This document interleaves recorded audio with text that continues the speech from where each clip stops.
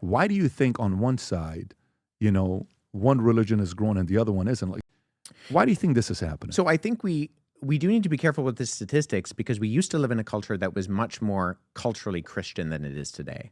And sometimes I look at these numbers and I often wonder, okay, yes, you see this kind of downward trajectory, but I wonder, I mean, in Canada, in not that long ago, only a few decades ago, you had something like the Lord's Day Act, where you were not allowed to have a business open on Sunday because it was the Lord's Day. Mhm. And there was just more of a cultural zeitgeist that was not necessarily, I think, it was Christian out of convenience, not Christian out of conviction. And so I think a lot of people used to go to church because maybe they were just following along in the society and that's just part of what you did.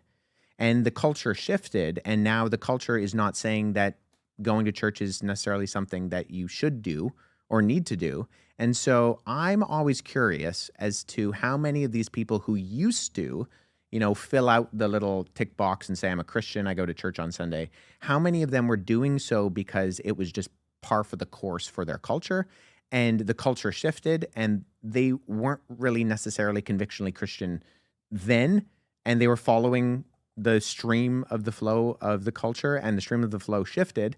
And so now it's just more culturally accepted to not go to church.